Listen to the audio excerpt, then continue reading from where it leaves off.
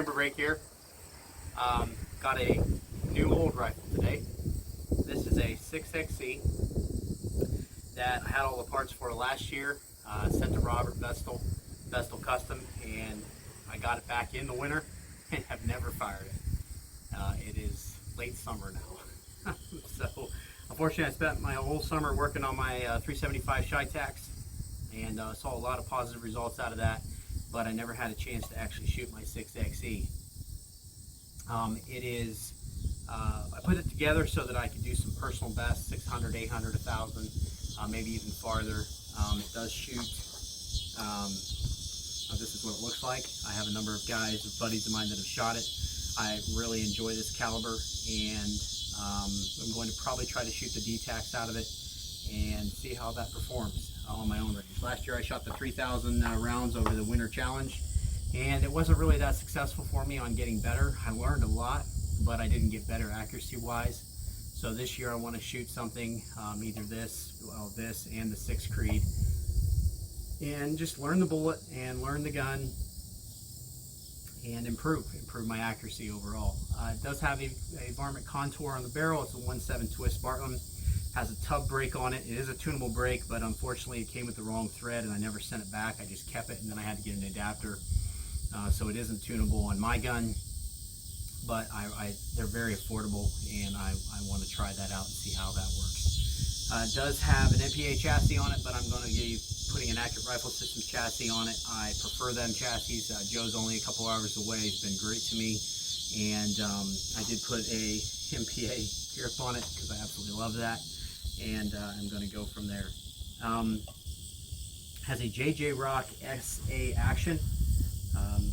The JJ Rock builds actions for very large caliber, 50 caliber or whatnot. They do have the short action caliber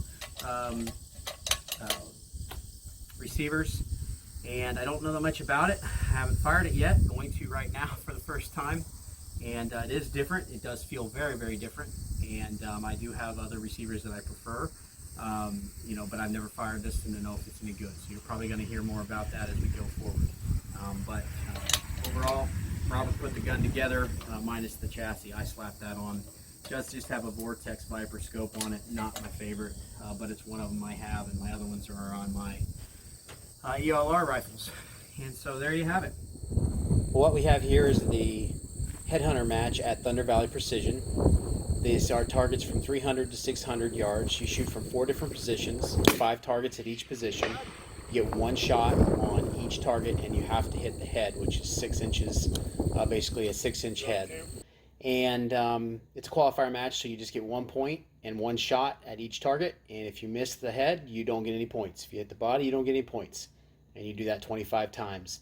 It is a prone match. You use bipods, but in this position here that I'm showing, you don't get to use bipods. You shoot off of a log. This had to be probably the most physically demanding position I've ever had to get into, shooting wise, because I didn't have bipods and I hadn't trained this way at all.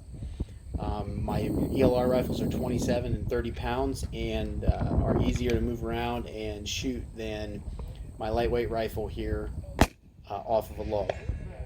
I was hitting the bodies here, not the heads, but it was really a miracle that I was hitting anything at all. If you could see in my scope, if I had a trigger cam or something, it was quite amazing to me that I was actually able to even hit the bodies.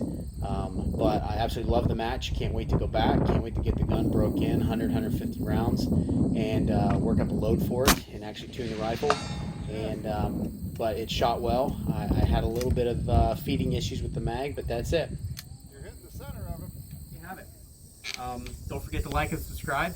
Don't forget to share. I did lose 10% of my subscribers after my post about getting kicked out of the bowling alley, and I guess some people don't believe in freedom. It really had nothing to do with mass. It was about the economic fallout that we're going to experience, based on my experience from everything just being forced to be closed all the time. And it's going to change the landscape of business in America. And so that's really what it's about. But people don't want to hear about it. They don't want to believe in freedom. They want to live in fear. That's their problem. That's not who I am. I'll listen to yours, your opinions, if you'll listen to mine. And so definitely, if you don't like me, definitely subscribe and share my posts by all means. And so there you go. Forward forever, backward never. Thank you. Enjoy.